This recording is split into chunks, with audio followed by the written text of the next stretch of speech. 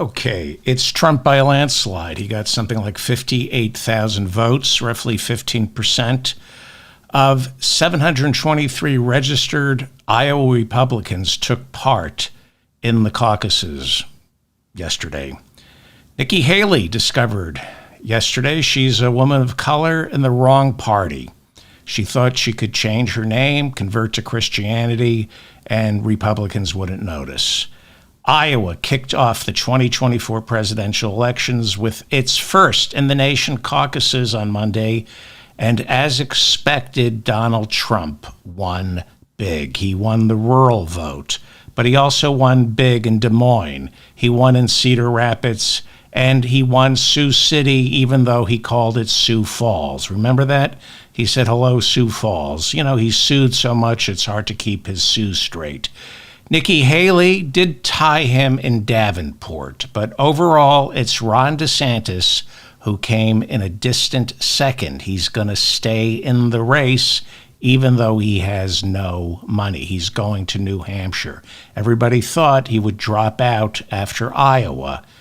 Doesn't look that way. Haley came in third, and Vivek Ramaswamy dropped out. And despite Donald Trump trashing him over the weekend, calling Vivek a fraud who's duping voters, Vivek endorsed Donald Trump, calling him the greatest president of his lifetime. And dropping out, Vivek said, I see that there is no path for me. Yes, there is a pathway into history as one of the most detestable people ever to run for office. Now, he's not going to be Trump's vice president, but I'm sure he might land a cabinet position, as Secretary of Deceit? I'm sure there's going to be an opening there. Florida Governor Ron DeSantis, who bet his entire campaign on Iowa, came in second with Nikki Haley, who in polling as recently as last night seemed to have, at the time, leaped over DeSantis into second place as she began to gain what everybody thought was momentum in the closing days of this campaign. But certainly not enough momentum to catch Trump, who seems to have captured what I'm seeing now is 51% of the vote in Iowa. So this is not a winner-take-all caucus. And as of early this morning, it now looks like Donald Trump heads to New Hampshire with 20 delegates, DeSantis possibly 8, maybe 10. Haley will leave with about 7. This was a huge win for Donald Trump, who was offering Iowa Republicans a moderate take on abortion, saying he favored exceptions when the mother's life is at risk, or in the case of rape and incest. Despite that, Trump seems to have been able to hold on to the evangelical vote, which has stuck with him faithfully since 2016. Iowa Republicans are among the most pro-life in America, but they stuck with Trump even though he seemed to be moderating his stance on abortion, moving to the center. This is the same state that gave Republicans surprise upsets from Rick Santorum, Mike Huckabee, and Ted Cruz. They surprised everybody by winning Iowa. Pollsters back then didn't grasp just how anti-abortion Iowa Republicans are, or, judging by Trump's margin of victory, were. Indeed, Trump ran in Iowa as a national candidate, refusing to mislead Iowa voters by claiming he was more anti-abortion than he actually is. He leveled with the voters. Now, the top, Bob Vanderplatz, the top evangelical leader in Iowa, threw all his weight behind DeSantis, who recently signed a bill banning abortion in Florida after 15 weeks. But the Evangelicals did not listen to their top evangelical, Bob Vanderplatz. They voted for Trump. They see Trump flawed, but willing to crawl through the mud for them by getting elected, staying in office, and picking the 3 Supreme Court justices who were instrumental in overturning Roe v. Wade. The fact that Trump can win in Iowa going light on abortion could put a crimp in Joe Biden's plan to win by putting abortion on the ballot in November. In key swing states, Democrats right now are attempting to get abortion propositions on the ballot, figuring that would bring out the vote, while at the same time saddling Republicans with the unenviable position of fighting for stricter abortion bans. Republicans want to distance themselves from abortion.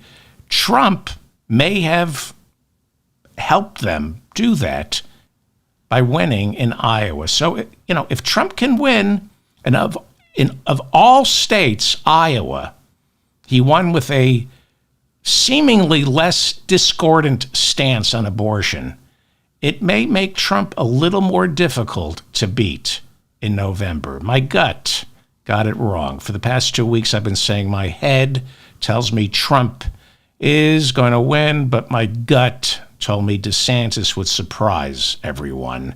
My gut was wrong. See, I figured DeSantis was the same as Donald Trump, but without the 91 criminal indictments. So why not pick DeSantis?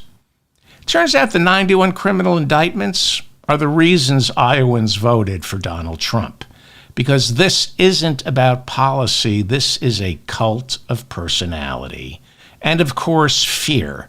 It is truly astounding to count the number of Republican lawmakers who secretly worry that Trump is going to win again, while at the same time publicly endorsing him. Ron DeSantis couldn't even get an endorsement from fellow Floridian Marco Rubio, who the night before the caucuses finally caved and endorsed Donald Trump.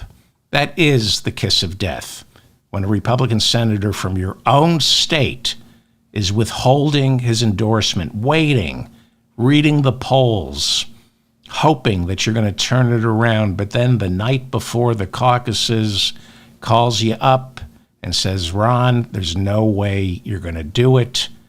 I can't make Trump angry. I'm endorsing him. That's what they do.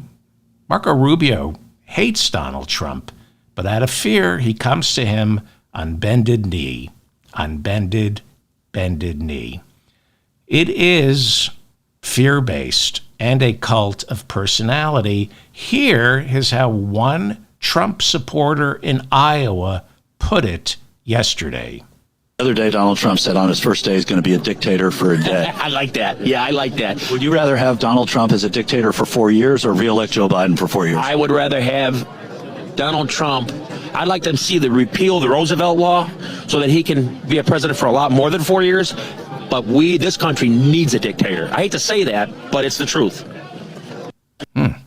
This country needs a dictator. I hate to say it, but it's the truth. Here is Congressman Derek Van Orden. He's a Republican from Wisconsin, campaigning for Trump over the weekend in Indianola, Iowa, explaining why people like me just don't get Donald Trump's appeal. And they don't understand that he is the person that will stand for you in a time of need. He will literally give you the shirt off his back. I think you meant he would literally sell you the shirt off his back if you were stupid enough to pay $50,000 for it. I think Trump's selling pieces of the suit he wore when he got his mug shot taken in Georgia. You can now buy pieces of that suit. If you're watching overseas, I know. We have a lot of overseas viewers in New Zealand, Australia, Great Britain, Canada, over the Great Lakes, and I know. It's like you're standing on a street corner and you see this car barreling down the wrong direction of a one-way street, and you turn to your loved one and you say, oh, this is going to be bad. This is going to be cataclysmic. And there's nothing you can do. You just watch, hoping the driver will realize he's got it all wrong, but it's happening too fast. But not so fast that you can't see how bad it's going to end up. I don't know what to tell you. I don't know what to tell you, New Zealand. I don't know what to tell you, Australia. I have no idea what's happening here. You tell me. Trump winning Iowa in the end means nothing because every candidate Monday night was deplorable. It was, as Hillary apologized for saying, a basket of deplorables. Vivek, Nikki, Ronnie, Donnie, all of them equally deplorable. And the people voting for them Monday night were also equally deplorable.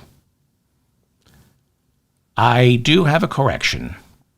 Last week, in describing how the Iowa caucuses work, I said that it's secret ballot, but eventually many of the caucus goers make a public declaration of who they support by standing in a group representing the candidate they picked. I got that wrong. That's what the Democrats do when they hold caucuses in Iowa, but Democratic caucuses in Iowa no longer exist. Republicans don't go stand with their own kind. They're too ashamed. It's all done through a secret ballot. So I apologize for getting that wrong. The biggest factor in Iowa yesterday was climate catastrophe. Unfortunately, climate catastrophe wasn't on the ballot, just made it harder to vote. Republicans had to brave what were described as life-threatening cold in order to vote. 110 million Americans are huddled underneath the blankets as an Arctic blast has settled over much of the Northeast and the Plains states.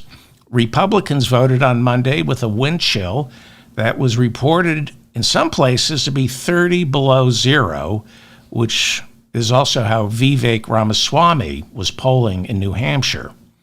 This is record cold, but all the candidates can say to the people of Iowa is, I can't believe how freezing it is. You just can't believe how cold it is. How did it happen? Yeah. Well, you just can't bring yourself to say you believe climate catastrophe is man-made and the fossil fuel industry needs to be taxed into oblivion. I can believe how cold it is. The Trump campaign was privately worried about the weather because it's a lot easier to vote in places like Des Moines, Iowa, than it is in rural precincts where much of Trump's strength was believed to have been. It was assumed that Nikki Haley would do well in Iowa's urban centers. Exit polling from previous caucuses show that the better educated you are, the less likely you are to vote for Donald Trump. And polling leading into the caucuses showed that the more educated were going for Haley. And you'll find the better educated in urban centers like Sioux City and Des Moines and Cedar Rapids. It's easier to vote in that kind of weather. It's an urban center. It's easier to vote. And those urban centers tend to have better educated people. But we've learned that Donald Trump killed it with the urban voter, with the educated voter. Now, voter turnout was dimmed by the weather. They're saying about 110,000 people voted. It wasn't the 50,000 some had cautioned, but it turns out a little less than 120,000 Republicans voted. And it turns out that Trump beat Nikki Haley in the rural districts and the urban districts. And she came in third behind Ron DeSantis. This is one of the phenomenons that I've been reading about. Trump is running stronger this time around with college-educated urban voters. God help us. God help us. Not just in Iowa, around the country. He's winning over college-educated urban voters. He's also running stronger than any Republican in decades with black and Hispanic voters. In fact, he did pretty good with all two of them in Iowa. Trump got 38% of the vote in Des Moines. Haley got 26.5. She came in third in Des Moines. She was supposed to be the darling of Des Moines. But like I said on our last show, Trump's ground game turned out to be much more sophisticated than it has been in the past. In the past, when all he had to do was make a speech or do a television interview to get people to the polls. The Trump campaign was not going to lose Iowa the way they lost it back in 2016 to Ted Cruz. They were not going to lose it because they didn't organize their ground game. About 2 months ago, Donald Trump Jr. was sent to Des Moines to shake things up. He complained that there were no adults in the room. That from the child who never had to grow up. But he shook things up, and the Trump campaign seems to have picked up their ground game in Iowa. Trump, according to the New York Times, hired 1,800 captains to cover 1,600 precincts. What also helped on Monday is likely Republican voters in Iowa waking up to this robocall from the ex-president. Folks, you gotta get out and vote for Trump. I don't care if you're sick as a dog. I don't care if you have cancer of the esophagus. I don't want to hear about it. You're not gonna ruin it for Trump. Get off your ass and vote for Trump. I don't want to hear that it's cold. Boo-hoo, I'm a sad little baby. I have esophageal cancer and I'm cold. And I'm not sure if I should vote for Trump. Well, do what has to be done, folks. Get out of the hospital and vote for Trump.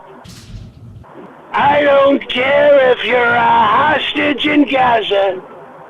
I don't care. There's too much at stake, people. Get out of Gaza. Get off your Zionist ass. Come to Iowa and vote for Trump. Unbelievable. Let me play that again, because that is the robocall that's been going around that was sent to about 75,000 Iowans on Monday morning. It's hard to believe that is where we're at right now. Let's listen to that again. Folks, you gotta get out and vote for Trump. I don't care if you're sick as a dog. I don't care if you have cancer of the esophagus. I don't want to hear about it. You're not gonna ruin it for Trump. Get off your ass and vote for Trump. I don't want to hear that it's cold. Boo-hoo, I'm a sad little baby. I have esophageal cancer and I'm cold. And I'm not sure if I should vote for Trump. Well, do what has to be done, folks. Get out of the hospital and vote for Trump. I don't care if you're a hostage in Gaza. I don't care. There's too much at stake, people. Get out of Gaza. Get off your Zionist ass. Come to Iowa and vote for Trump. Okay, somebody is saying to me they think it's fake. That sounds real to me. Let me. I'm going to play it one more time. You decide. That is what I was told has been sent to 75,000 voters yesterday in Iowa. You tell me if this is fake. It sounds real to me. Folks, you gotta get out and vote for Trump. I don't care if you're sick as a dog. I don't care if you have cancer of the esophagus. I don't want to hear about it. You're not gonna ruin it for Trump. Get off your ass and vote for Trump. I don't want to hear that it's cold. Boo-hoo, I'm a sad little baby. I have esophageal cancer and I'm cold. And I'm not sure if I should vote for Trump. Well, do what has to be done, folks. Get out of the hospital and vote for Trump. I don't care if you're a hostage in Gaza. I don't care. There's too much at stake, people. Get out of Gaza. Get off your Zionist ass. Come to Iowa and vote for Trump. I don't know if that, you tell me in the comments section. I've been assured that is Donald Trump.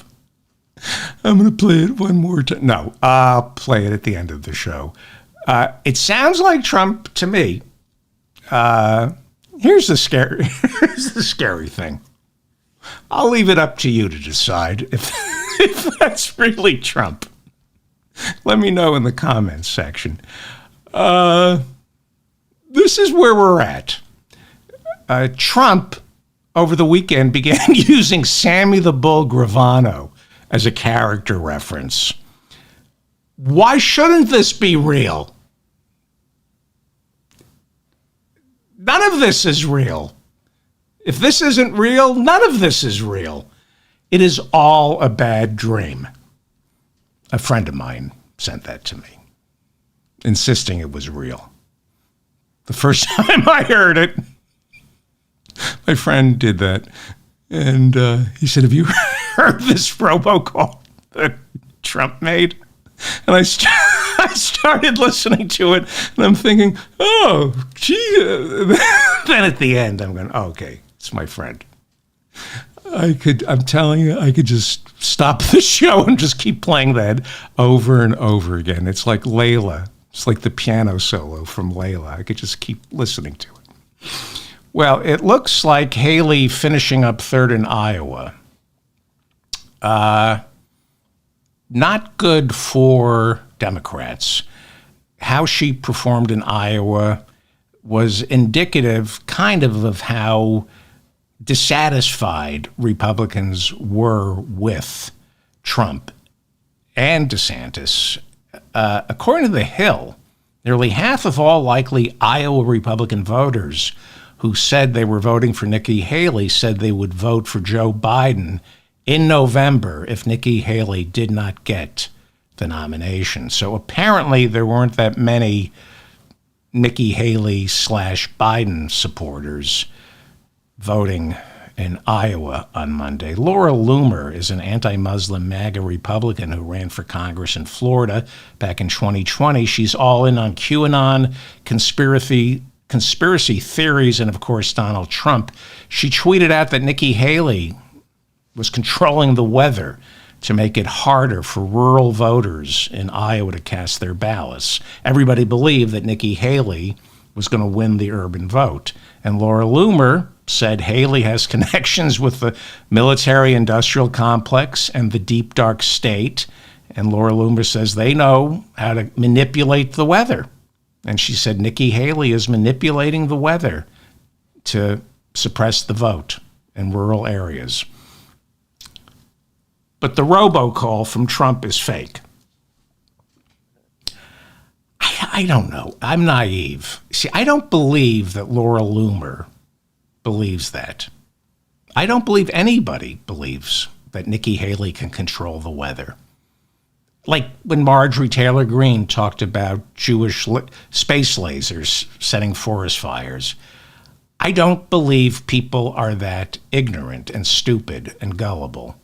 I think anybody who says that to scare the rest of us. But then again, there's this guy, and he seems awfully sincere. The other day, Donald Trump said on his first day he's going to be a dictator for a day. I like that. Yeah, I like that. Would you rather have Donald Trump as a dictator for 4 years or re-elect Joe Biden for 4 years? I would rather have Donald Trump. I'd like them to see the repeal the Roosevelt law so that he can be a president for a lot more than 4 years. But this country needs a dictator. I hate to say that, but it's the truth. So I played that again because the robocall was fake. And I kind of think Laura Loomer is fake when she talks about Nikki Haley controlling the weather. This guy seems sincere to me. What do you think? Let me know in the comments section. So far, we're not seeing any evidence of mischief at the polls. As I pointed out a week ago, anybody who lives in Iowa who is eligible to vote could vote in the Iowa caucuses. You just have to show up the day of and change your registration to Republican. But, there was nothing to stop a Democrat from voting in the caucuses yesterday. It's not like there was a Democratic caucus to get to. There doesn't seem, however, to be any evidence of that happening. Why? Well, probably because everyone on the ballot is from that basket of deplorables. Which one of these is any better than Trump? So if you were going to be mischievous and immoral and unpatriotic, it's bad karma to change your registration to mess with the Iowa caucuses. But if you were going to do that, which one would you pick for the good of our country? Now, I guess I don't want to see Donald Trump win because I loathe the man. I'd like to see Trump not get the nomination because that would make it that much easier to send him to prison where he belongs. But for the good of our country, who would you have voted for if you were posing as a Republican? If you're trying to make things better for America, easier for Joe Biden in November, who would you have picked?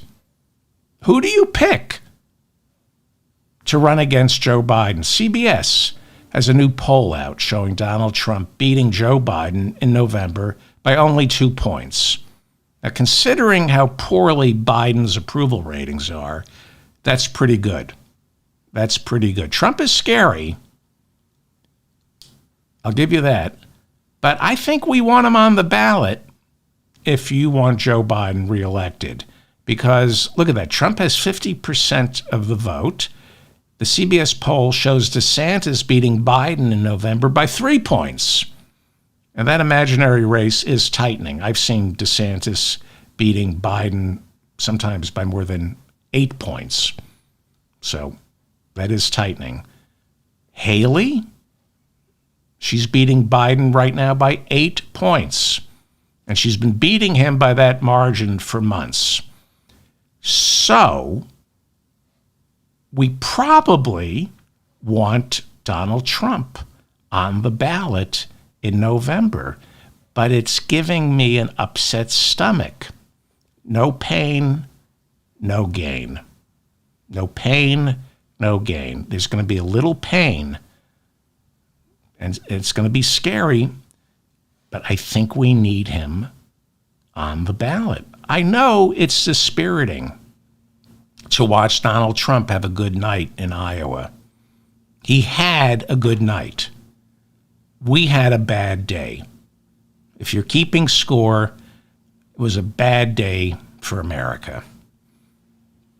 I still think he's the easier of the three to beat because he's already proven he's beatable. He lost the popular vote in 2016. Hillary just had to turn over something like 100,000 votes in Pennsylvania, Michigan, and Wisconsin, and she would have won those 3 states and been president. And he lost it all in 2020 by 7 million votes. This is what the Democrats need to be talking about. Again, this is from the CBS poll that just came out. This is kind of important. In a poll of likely voters, it is split down the middle when asked, what do you care more about, a functioning democracy or the United States having a strong economy? This is a poll of all likely voters here in the United States, and it's split right down the middle. It's incredible. 50-50. 50-50. Now, this is why it's good for Joe Biden. If you look at this, 64% of Democrats think it's more important to have a functioning democracy, but only 35% of Republicans say it's more important to have a functioning democracy because Republicans are voting for fascism. But if you look at the independents, and yes, there are independents, 52% say functioning democracy is more important than having a strong economy by 4 points. Now, 4 points may not seem like a lot, but you win elections between those margins. Right there. More Americans care about a functioning democracy than they do a strong economy. Okay, so that looks good. If it's a choice between democracy and the economy, it looks like the independents are going to lean towards voting for democracy, and a vote for democracy is a vote for Joe Biden. Now, we're talking likely voters. Why should Democrats be strong on democracy, but not strong on the economy? Why do Americans think Democrats, the party of Roosevelt and Johnson, isn't strong on the economy? Well, look at this. What is going on here when it comes to personal finances? Okay, in elections, this traditionally has been where the rubber meets the road. 49% of likely voters say they will be better off if Trump wins in 2024 financially, and only 21% say they will be better off financially if Joe Biden wins.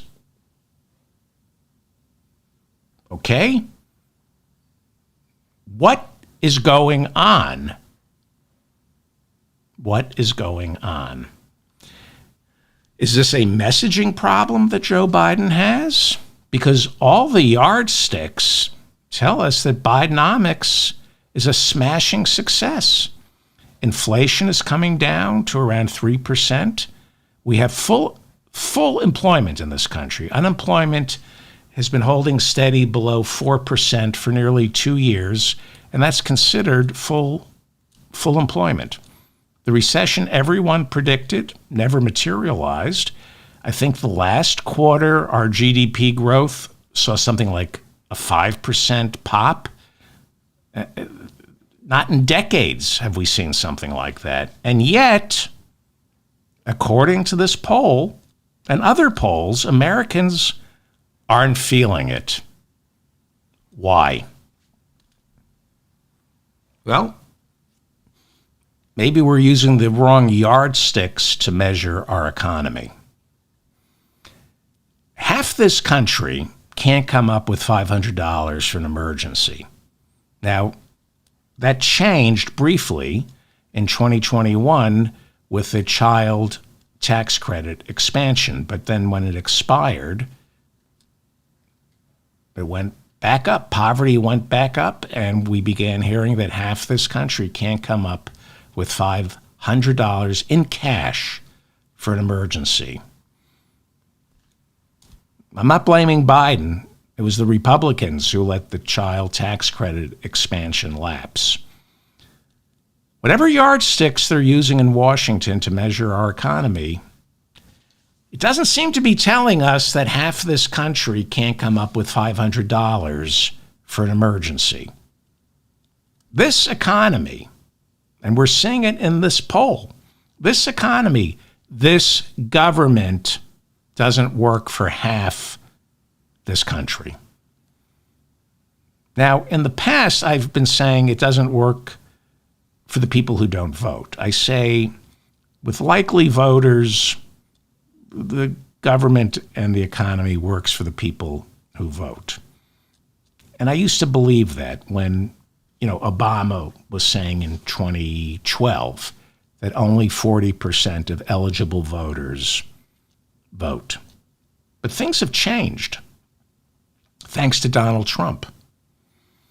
Turnout in 2020 was incredible. 66% of eligible voters cast a ballot in 2020.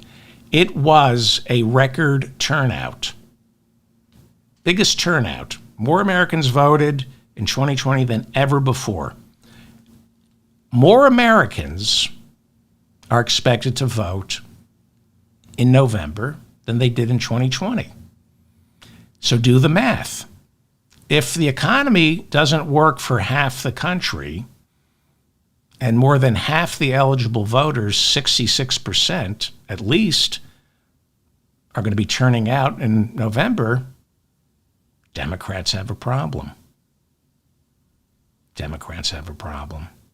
If right now only 21% of Americans believe they'll be financially better off if Joe Biden wins, and 49% think they'll be financially better off if Trump wins, the Democrats have a problem.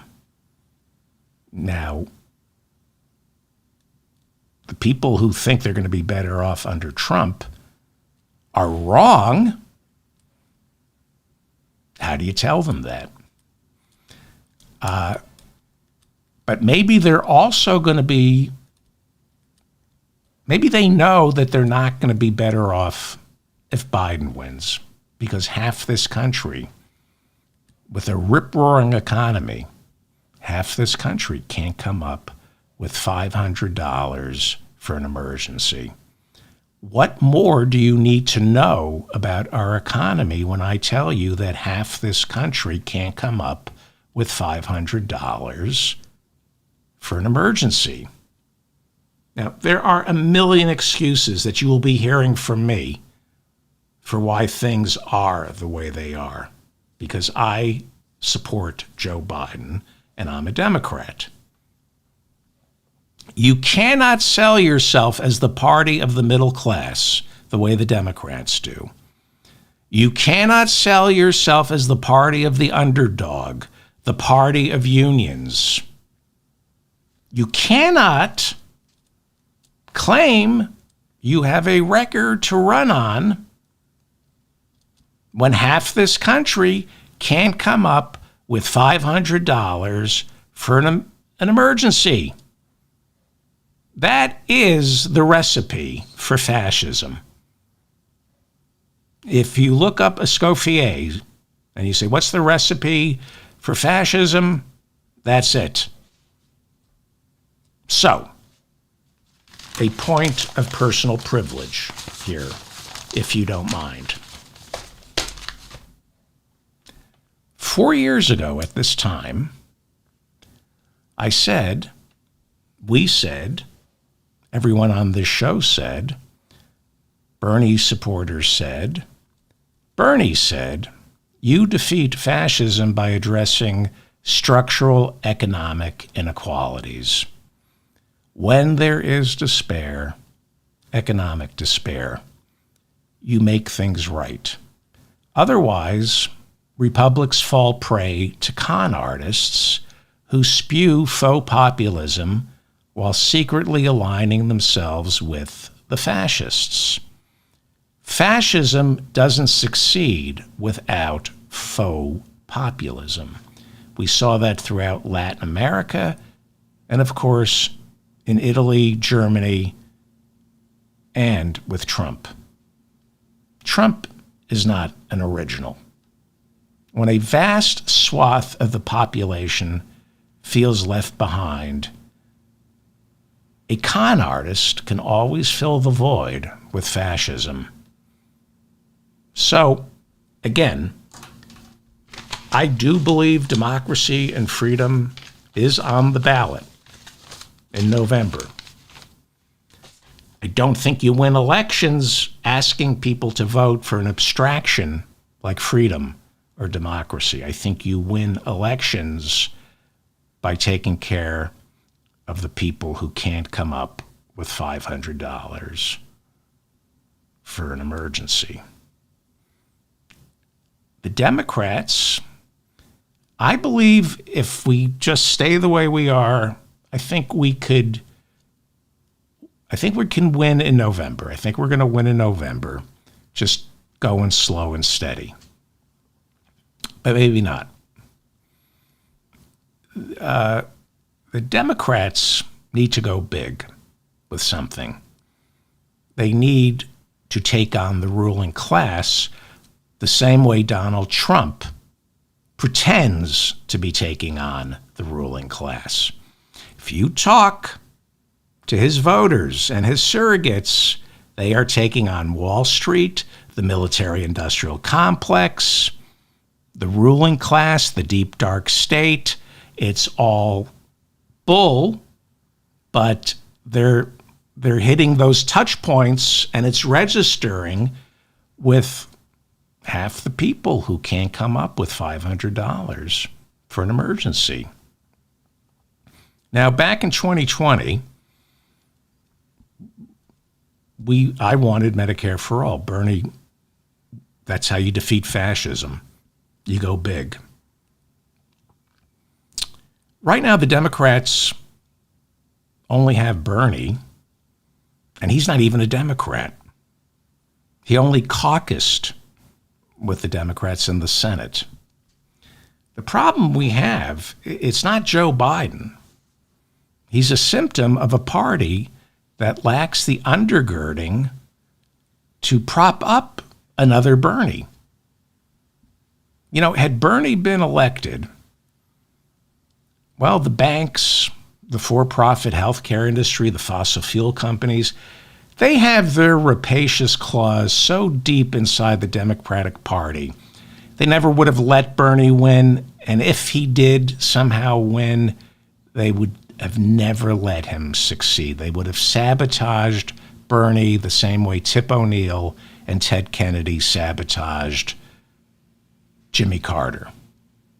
Although they did it for the right reasons. Tip O'Neill and Teddy Kennedy sabotaged Carter because he wasn't liberal enough. This is what November is going to be about. Appealing to the people who can't come up with $500 for an emergency. I know Biden and the Democrats want to be poetic and talk about freedom and democracy, because it is on the ballot. You got to do better than that. Most Americans, they're not worried about democracy and freedom. As James Carville said in 1992, it's the economy, stupid. People don't vote abstractions like freedom or democracy. They vote to pay their rent. If half the country can't come up with $500 for an emergency, that means half this country is desperate. They've already lost their freedom. And democracy, what do they care about democracy? Desperate people make desperate choices. They choose Donald Trump. But here's the good news. Biden and the Democrats are beginning to understand that. It's a little later than they should, but I'm optimistic.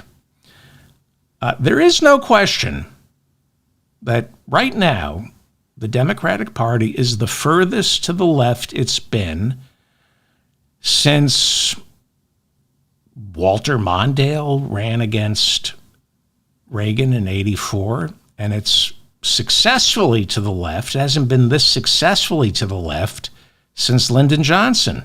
You have to go all the way back to 66, 64 to find a Democratic Party this progressive. Biden is a politician. He's never going to be a socialist. But he is moving the party a little to the left. You have to give him credit for that. I'm not, you look at the American Rescue Act, the Inflation Reduction Act, the Bipartisan Infrastructure Bill, the CHIPS Act, his executive orders where he forgives debt, what he's tried to do with gun control, what he tried to do with extending the eviction moratorium.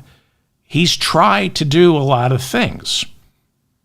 And his hands have been tied by Republicans and monsters like Joe Manchin and Kyrsten Sinema. So his hands have been tied.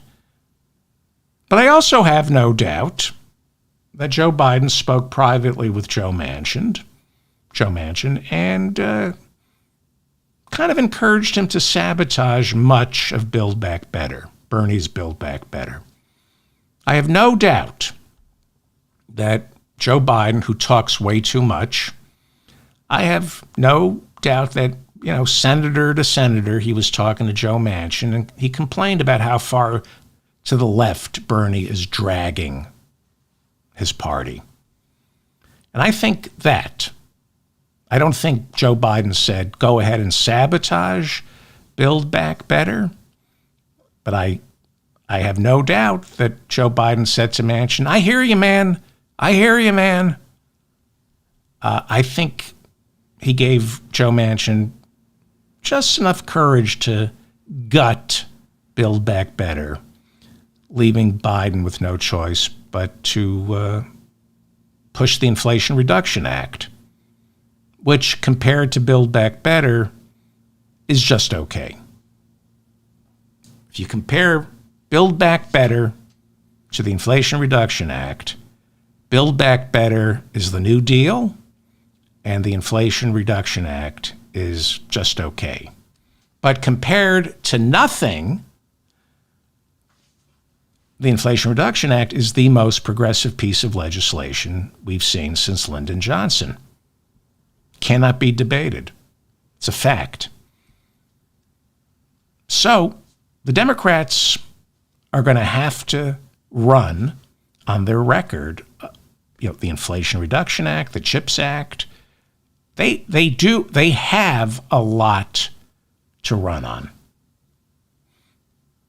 And they're going to lose if they don't run on the economy and somehow convince enough Americans that they are better off today than they were when Trump was president. And I don't think that's too hard to remind people of COVID, how Trump lost more jobs than any president since Herbert Hoover, how the murder rate spiked 30% under Donald Trump. I don't think it's going to be too difficult to remind people how bad things were under Trump. They're going to have to stand for something more than just not Trump. You cannot run on a negative. You can't say, vote for me because I'm not him. That's how Biden won the first time. So my advice to my party is pick up the game when it comes to big, bold ideas. Tell us what the next 4 years are going to be like. Promise me something like Medicare for all, which you're never going to do. See, I like Joe Biden. I'm voting for him. The problem is not just Biden. It feels like the Democrats look like they're out of ideas. Looks like they're exhausted. And the Republicans, they're destroying the country, but they're filled with piss and vinegar. It feels like the Democrats moved a little to the left under Joe Biden, and now they don't know where they are. Where are we? What do we do? This is unfamiliar territory. Do we stay here? No. You have to make a choice. you move further to the left and win over half the country that can't come up with $500 for an emergency. You move to the left, or you move back to your default position, which is the center, and that makes these elections tighter. It makes for Senates without filibuster-proof majorities, and it's the same grinding nonsense where no big ideas get sent through Washington. What do you have that's big and original that will excite the American people? Like Medicare for all, like putting the health insurance companies out of business. That's never going to happen with Joe Biden. And he is negotiating with Big Pharma.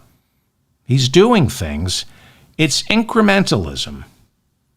But yesterday was Dr. Martin Luther King's birthday. Look up what Dr. Martin Luther King said about the sins of incrementalism. Throughout the early 60s, there were incrementalists when it came to civil rights. I hear you, Dr. King. I'm with you, but it's a heavy lift. You know, it's happening too fast and too soon. And that was happening right here in New York City. After the Civil Rights Acts were passed in 64 and 65, they polled New Yorkers in Manhattan, liberal Manhattan, and a majority of New Yorkers in Manhattan said it's moving too quickly. The civil rights movement is happening too quickly. Read Dr. King on incrementalism. So I support Joe Biden. He's an incrementalist. And this is not the time for incrementalism when climate catastrophe doesn't practice incrementalism. Biden, I'm hoping, and I'll make the case for Joe Biden. I'm hoping Americans will realize Biden, as opposed to Trump, has been slow and steady, and when we look back, we will realize how consequential he has been, as long as you're not the half of the country that can't come up with $500 for an emergency. Again, when the landlord is pounding down the door, freedom and democracy are not on the ballot. It feels, I'm not saying it is, I'm saying it feels like the Democrats are out of ideas. They're not. It just feels that way this morning. And Trump had a good Monday, and when Trump has a good day, I'm feeling a bit of despair. Something strange happened Monday night. How are we doing on time here?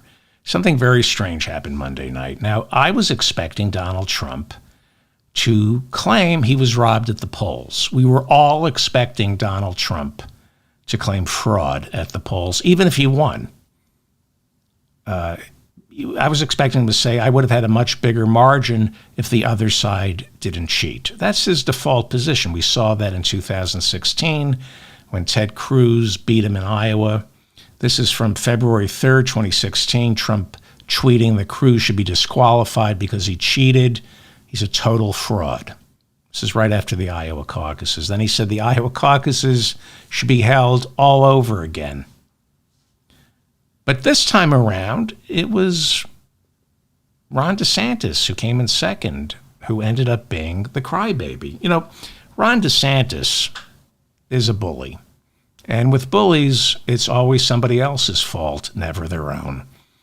For example, when it became apparent that DeSantis was fizzling in Iowa, he blamed the conservative media for taking it easy on Donald Trump. Ron DeSantis is blaming the conservative media for doing exactly what he's been doing, taking it easy on Donald Trump. Listen. He's got basically a Praetorian guard of the conservative media, Fox News, the websites, all this stuff. They just don't hold them accountable because they're worried about losing viewers and they don't want to have their ratings go down. And that's just the reality. That's just the truth. And I'm not complaining about it. I'd rather that not be the case. Yeah, the conservative media doesn't want to hold Trump accountable. You know, Ron, if you held Donald Trump accountable, then maybe the conservative media would report what you're saying. Have you tried that? Going after Donald Trump? No, because you're a bully, which means you're a coward, and you would never go after somebody who's a bigger bully than you are. You're only going to go after the transgender community or migrants. And now it looks like the real crybaby in Iowa this morning is DeSantis. He came in second, and something very strange happened last night. The Associated Press and CNN declared Trump the winner 30 minutes after the caucuses began. You're not supposed to do that. I can remember the networks calling presidential elections before Californians voted. There's an agreement. You don't declare the results of an election until everybody casts their ballot. So what was CNN, the Associated Press, and then the major networks, what were they thinking calling the election before everybody voted? Texas Republican Chip Roy was in Iowa campaigning for DeSantis. When he heard the race was called, it was a half hour into the caucuses, he said, quote, "Are you kidding me? They haven't even started a vote yet. They haven't heard all the speeches," he said. And AP is calling it? That's what Chip Roy said. James Utmeyer, Ron DeSantis' campaign manager, told NBC News, "It's appalling." He's right that the news media would call an election while Iowa is still voting. I mean, what is it like? They start voting at 7, and by 7:30, they call the election? DeSantis is now accusing the Associated Press of tainting the process. Kind of amazing. Not that Trump would have lost. And we're not quite sure do you really want Ron DeSantis to be running against Biden? Let's take a quick look at the television ad spending in Iowa. Now, they always talk about getting the money out of politics. Well, let's look at how important the money is, because most of it is spent on ads, TV ads. A record $123 million was spent on advertising for the Iowa caucuses. It was a record for the Republicans, but because the Democrats weren't participating, there wasn't as much in ad revenue. Trump only spent $18.3 million. He's proven that you can win on the cheap. He spent $18.3 million. DeSantis spent $35 million. And Nikki Haley, in terms of spending, came in second with $37 million. It's a lot of money to spend. And you can buy a lot of advertising in Iowa for $37 million. And right now, Nikki Haley is outspending Trump and DeSantis. DeSantis has no money. She's outspending Trump in New Hampshire. She's got all the dark money behind her. She's been meeting privately with Jamie Dimon and all the Wall Street bankers. So New Hampshire is being flooded right now with Nikki Haley for president commercials. This is the mop-up for January 16th, 2024.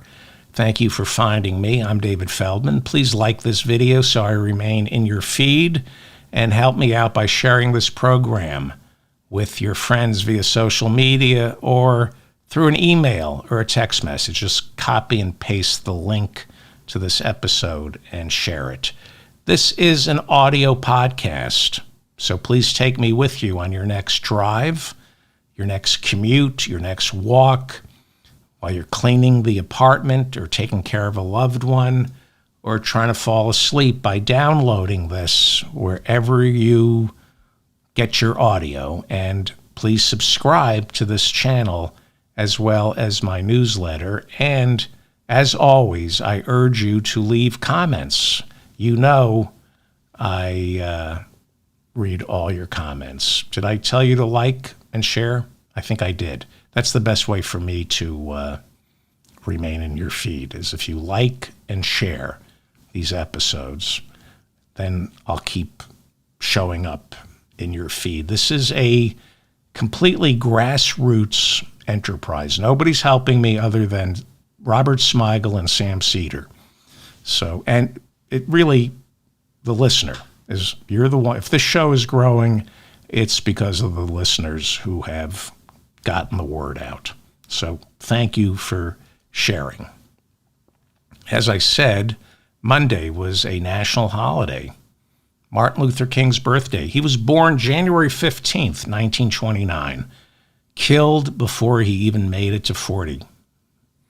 Republicans fought making yesterday a national holiday. They did not want Martin Luther King Day.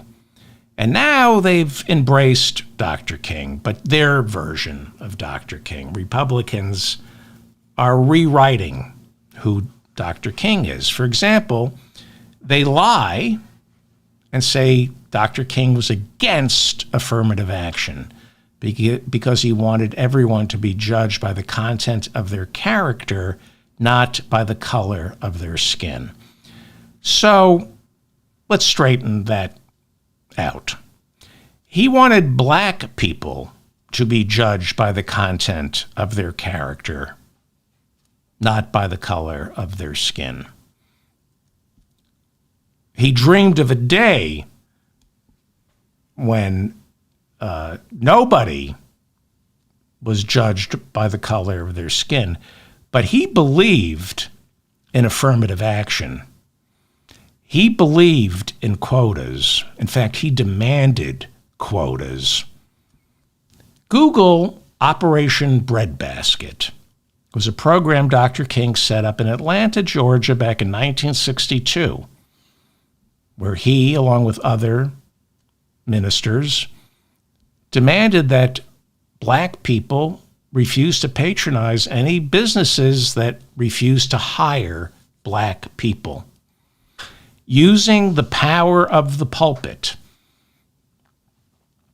he and black ministers examined products that were being marketed to the black community, and they demanded to know the hiring practices of the corporations that were making these products. And if there weren't enough black people working for the company, if there weren't enough black people in jobs that were something more than menial positions, the ministers and Dr. King ordered their congregations to vote with their wallets and boycott these companies. By 1967, according to Stanford's Martin Luther King Institute, Operation Breadbasket negotiated $25 million a year in new jobs and income for blacks in Atlanta by demanding affirmative action, by demanding quotas. Now, before they killed Dr. King, Jesse Jackson worked under Dr. King.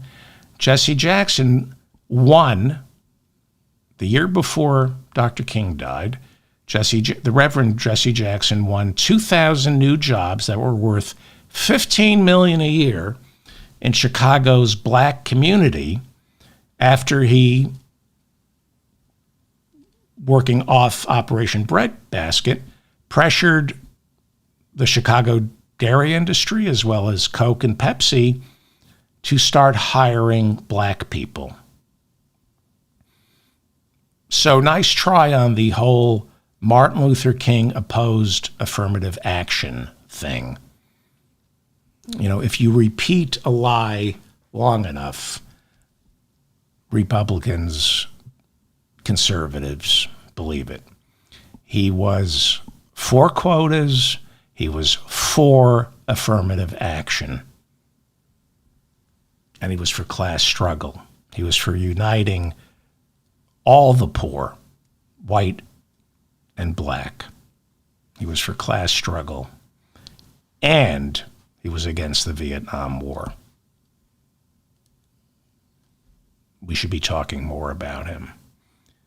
Yesterday was Dr. King's birthday, and what better way to honor the memory of Dr. King than by holding the Iowa caucuses for Republicans. Blizzard or no blizzard, either way, the Iowa Republican caucuses were going to be blindingly white. You know, it never occurred that maybe you should hold the caucuses on a Tuesday in honor of Dr. King.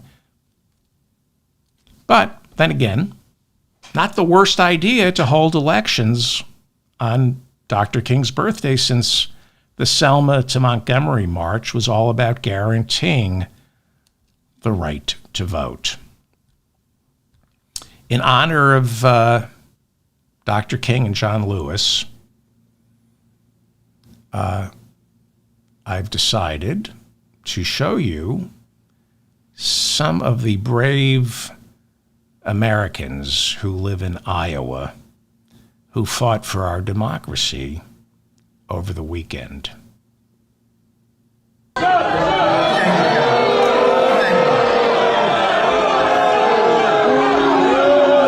you. That's all right. Go home to mommy. Your mommy's away. Go home to mommy. Thank you very much. So young. So young.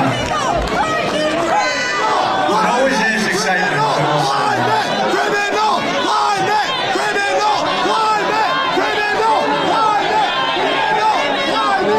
Thank you.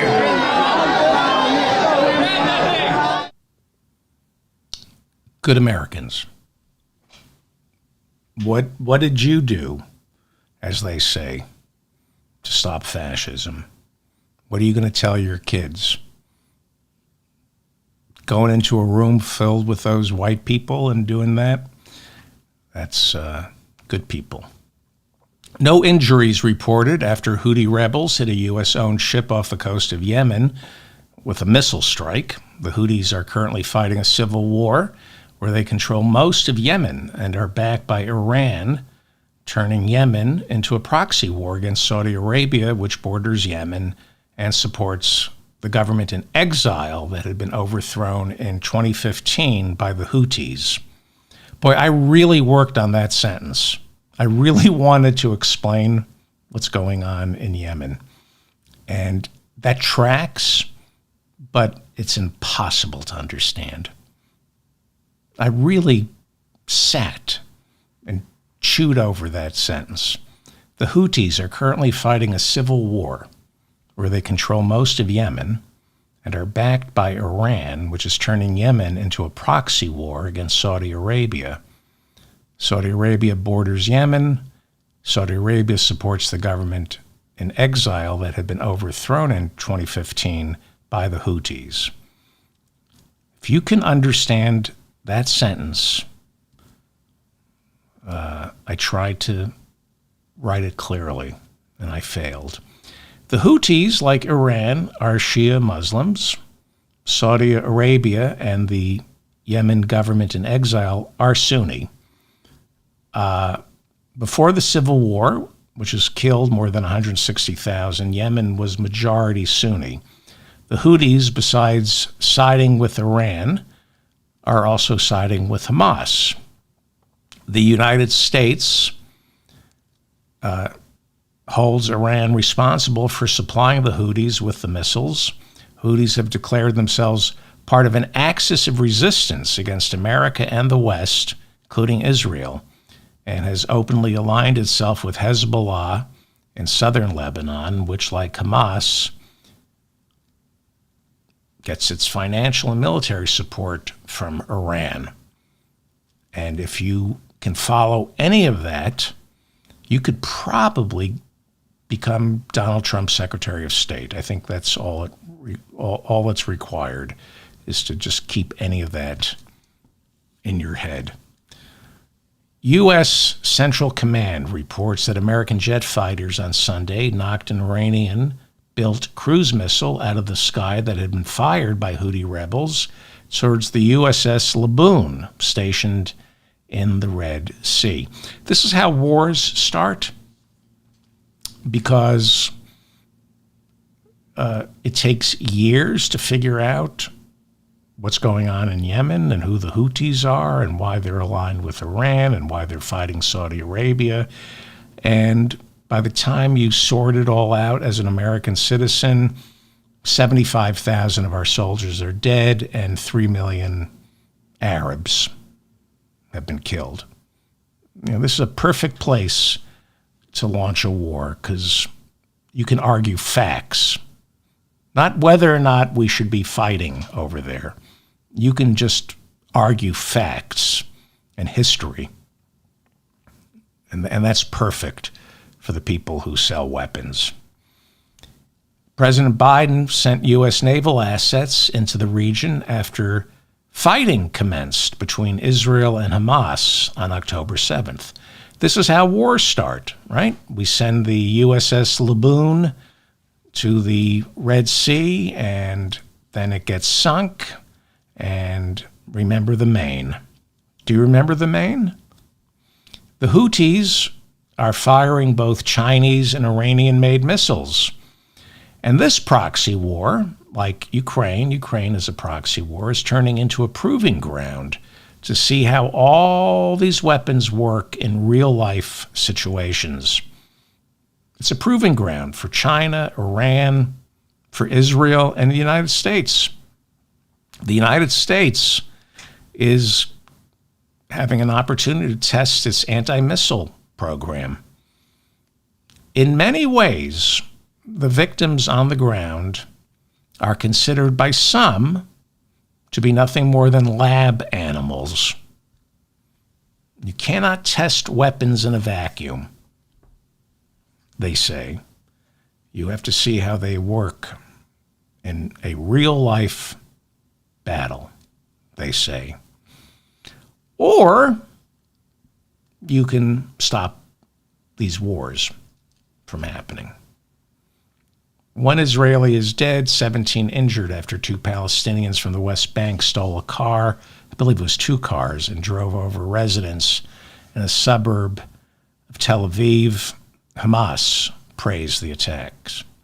Hamas showed video of bodies said to be of 2 hostages taken on October 7th, which Hamas says were killed by Israeli missile strikes on Gaza. The Israeli government says Hamas is deploying psychological warfare, and there is no reason to believe those 2 hostages are actually dead. This is total war, what you're seeing in Gaza. The Gazan Health Ministry said that in all of Gaza there are just 6 working ambulances. A spokesman said Israeli strikes destroyed 121 in their attacks on nearly 200 hospitals and medical facilities. This is what America did to Tokyo.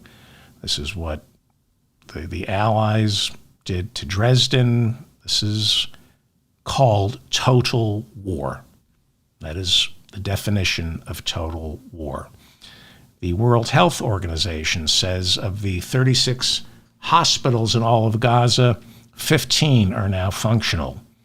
More medical facilities in northern Gaza, in and around Gaza City, are set to be opening as Israel moves its fight towards the southern part of the Strip. Israel has released video demonstrating how tunnels underneath hospitals in Gaza City were used to shield Hamas, their soldiers, and their weapons.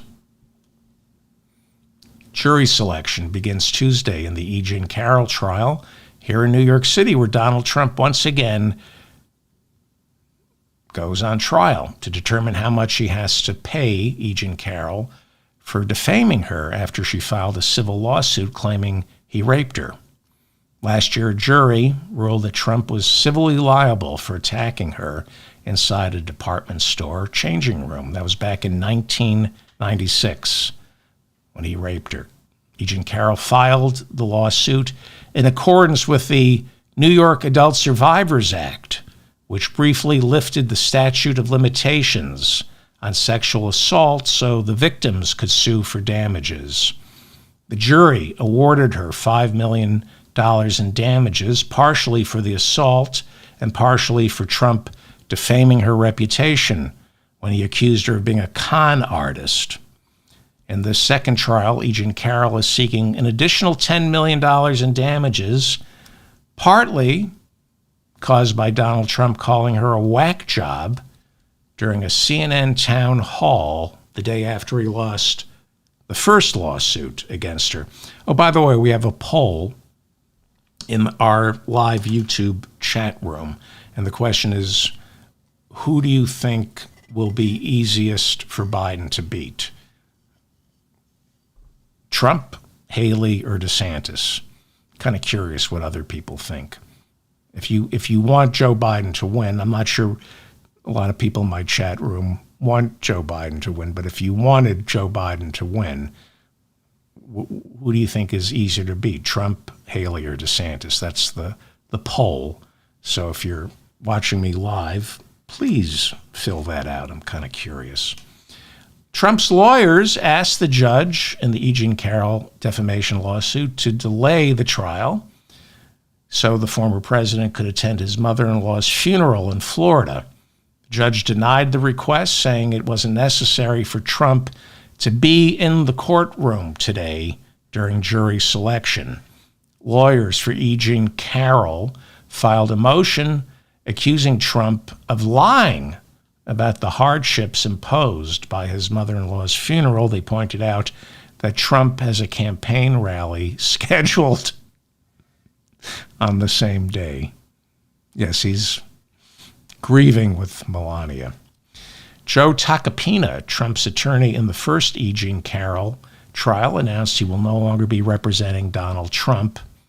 Tacopina also represented Trump when Trump was arrested last year for the very first time, when the Manhattan District Attorney Alvin Bragg filed criminal charges against Trump for falsifying business records in order to hide hush money payments to porn star Stormy Daniels. Stormy Daniels said over the weekend she will be testifying in that trial, which is scheduled to begin in March. Fulton County District Attorney Fani Willis went on the attack Sunday, defending her choice for lead prosecutor in the RICO trial against Trump and 18 other co-defendants who are charged with trying to overturn the 2020 presidential election results in Georgia. Now, if you've been following this, Fani Willis has come under attack by Republicans. They're accusing of her hiring a boyfriend. There's no proof. They're saying that Ben Wade is her boyfriend, and that's why she picked him to serve as her special prosecutor to oversee the RICO trial. Rumors have spread by Republicans that she has had an improper relationship with Ben Wade and has somehow benefited from a salary Fulton County is paying him that exceeds what prosecutors normally get. That isn't true. Willis says Ben Wade is getting the same hourly rate as two other outside counsels are being paid. They had to bring in outside counsels for this, and they charge by the hour. But Donald Trump has seized on the rumors. He's accusing Fani Willis of paying Ben Wade millions of dollars, which I know this is hard to believe, but Donald Trump is lying. Willis said, since indicting Trump, she's been called the N-word more than she has been called Fani. She then accused Marjorie Taylor Greene, the Georgia congresswoman, of being filled with hatred. Marjorie Taylor Greene last week filed a criminal referral with the governor of Georgia and the state attorney general, accusing Fani Willis of criminal misconduct. Mike Lindell, the MyPillow guy, this is why I'm hopeful, by the way, because of people like Fani Willis, Letitia James, Jack Smith. I mean, Trump is scary, but so are these people. Mike Lindell, the MyPillow guy, says Fox News will no longer air commercials for MyPillow. Lindell is the victim in all this. He says he has no idea why Fox News stopped airing his commercials. He says it might have something to do with the fact that he hired Lou Dobbs, who was fired by Fox News in the lead-up to last year's $750 million settlement with Dominion voting machines. He hired Lou Dobbs for Lindell TV. That's how low Lou Dobbs has fallen. He's now hosting a show on Lindell TV. If you remember, Lou Dobbs used his program, Harvard, by the way. Harvard's very own Lou Dobbs used his show on Fox News to promote false conspiracy theories about Dominion fixing the 2020 election for Joe Biden. Dobbs' new show on Lindell TV premiered last Monday, and his first guest was Donald Trump, who repeated all the lies about the rigged election that got Dobbs fired from Fox. Lindell is accusing Fox News of trying to silence him by not airing his MyPillow ads. He claims they no longer want to report the truth about how the election was stolen, and that's why they're not running MyPillow ads. I wonder if it's something else. Yes, it is. A spokesman for Fox News said they would be more than happy to run commercials for MyPillow just as soon as Mike Lindell pays the network the nearly $8 million he owes for previously run commercials. Lindell bought the commercials on credit. He promised he would pay Fox News $8 million back after they ran the commercials, but he hasn't because he's dead broke. But that's why they're not, the real reason they're not running your MyPillow commercials is because they're trying to silence you about the election being rigged, not the fact that you owe them $8 million. Before I go, he had a good day Monday, but he's going to lose. There are too many good people in this country. He's going to lose. I'm David Feldman, reminding you to stay strong and protect the weak. Let's check the poll. I forgot about the poll. Let's see if now, hang on. Thank you to everybody in the chat room. Thank you to Bob, if you're here, for keeping the chat room civil. How do I get to this? I'm sorry. Please like this episode. What am I supposed to say here? I'm looking for the show. Hang on. Here we go. Okay. Is anybody here? Hi. And protect the... There we go. Okay. Hi. Thank you for being here. Okay. I'm looking at the chat room. So the question being asked, let me end... If you haven't voted yet, here's the question. So far, 1,251 votes. Is Trump easier for Biden to beat than Haley or DeSantis? That was the question. Interesting. 75% of the people in the chat room, 75% say yes. Donald Trump will be easier for Joe Biden to beat than Nikki Haley or Ron DeSantis. 25% say no. I agree. That's 1,263 votes.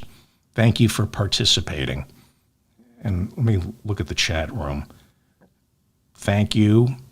I should just read the chat room instead of doing a show.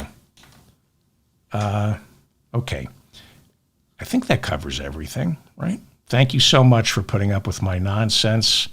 He had a good day today, or yesterday. He's going to lose. I'll see you all tomorrow.